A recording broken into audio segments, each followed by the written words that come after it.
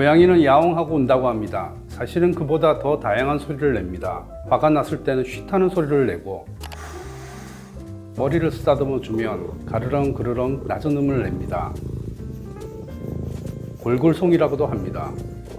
오늘은 고양이의 골골송에 담긴 비밀을 들여다보겠습니다. 안녕하세요. 과학 전문 기자 이영환입니다. 오스트리아 빈 대학 인지생물학과 연구진은 9월 3일 국제학술지 커런트 바이올로지에 흥미로운 논문을 하나 발표했습니다. 고양이가 그르렁거리는 소리는 뇌 신호를 받아서 나오는 것이 아니라 성대가 자체적으로 수축하면서 나온다는 것입니다. 간단히 말하면 뇌가 관여하지 않는 반사행동이란 말입니다. 사람과 동물은 모두 목에 있는 후두에서 소리를 냅니다. 후두는 안이 비어있는 관과 같다고 생각하면 됩니다. 후두 안쪽에는 성대라는 띠 조직이 있습니다. 관이 있고 그 안에 성대가 있습니다. 성대가 맞닿아서 진동을 하면 소리가 납니다. 일반적으로 동물의 몸이 크면 성대가 커집니다. 그러면 소리가 낮아집니다. 즉 주파수가 낮은 소리가 납니다. 코끼리를 생각하면 됩니다. 코끼리는 우리가 듣지 못하는 저주파로 소리를 냅니다. 이 소리는 멀리 파도처럼 너울쳐 갑니다. 그래서 코끼리들은 멀리 있어도 서로 교신을 할 수 있습니다. 고양이는 몸무게가 4에서 5kg 밖에 되지 않습니다. 몇 톤씩 되는 코끼리는 저주파 소리를 낼 수 있지만 이 작은 고양이는 어떻게 저주파 소리를 내는 것일까요? 1970년대 과학자들은 뇌에서 온 신호가 고양이의 후두 근육을 1초에 30번 정도 수축시키면 이러한 저주파 소리가 난다고 생각했습니다. 실제로 후두 근육에 흐르는 전기 신호를 측정했더니 그런 주파수가 나타났습니다. 오스트리아 빈 대학 연구진은 이러한 후두 수축 이론이 맞는지 실험을 통해서 확인했습니다.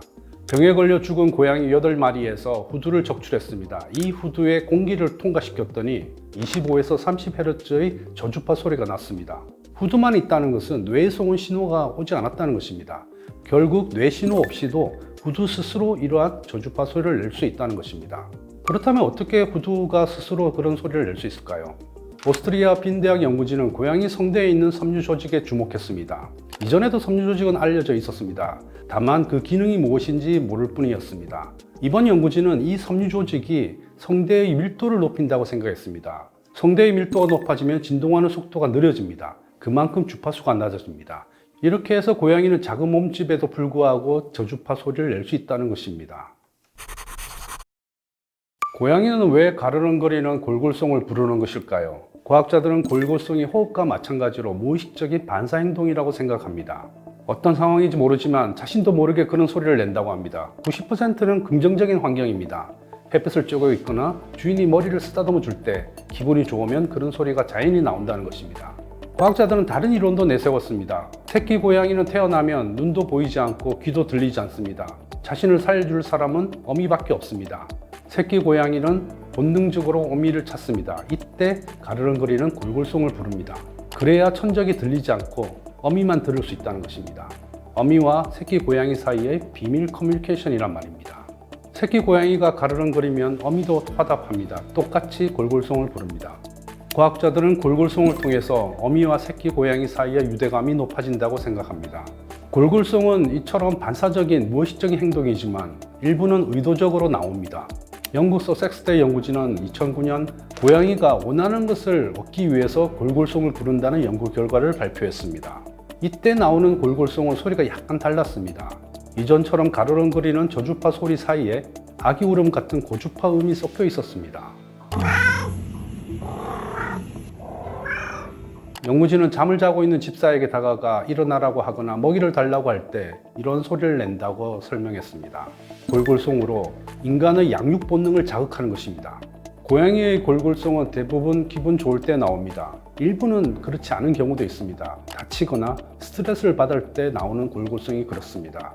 과학자들은 이때 나오는 골골송은 상처를 치료하는 효과가 있다고 주장합니다. 2001년 미국 음향학회 저널에 실린 연구 결과에 따르면 고양이가 스트레스를 받았을 때 내는 20에서 150Hz의 골골송은 병원에서 뼈 성장을 촉진하고 근육통을 치료할 때 내는 주파수와 비슷하다고 합니다. 실제로 고양이의 골골송의 치료 효과는 동물 실험에서 확인됐습니다. 미국 일리노이대 연구진은 지난 2014년 국제학술지 플러스1에 고양이의 골골송이 당뇨병 환자의 상처를 치료하는 데에도 도움이 될 수 있다는 연구 결과를 발표했습니다. 일리노이대 연구진은 당뇨병에 걸린 쥐에게 고양이의 골골송과 같은 주파수의 저강도 진동을 온몸에 주었습니다. 그러자 상처 치료 속도가 더 빨라졌습니다. 어떻게 저주파가 상처 치료 속도를 높였는지는 아직 명확하게 규명되지는 않았습니다. 그렇지만 연구진은 상처 부위 주변의 미세혈관과 결합 조직이 더 많이 늘어난 것이 상처 치료의 속도를 높이는 데 도움을 줬다고 설명했습니다. 고양이가 스스로 치유하는 능력을 좀 더 자세히 알면 어쩌면 집사의 질병을 치료하는 데도 도움이 될지 모릅니다. 조선 정조 때의 문장가 유한주는 이런 말을 남겼습니다. 알면 참으로 사랑하게 되고 사랑하면 참으로 보게 된다고 했습니다. 고양이에 대해 오해하는 사람이 많습니다. 무작정 싫어하는 사람도 있지요. 고양이에 대해서 과학적 사실을 많이 알게 되면 더 사랑하게 되고 더 많이 이해하게 되지 않을까요? 지금까지 이영환의 스코프였습니다.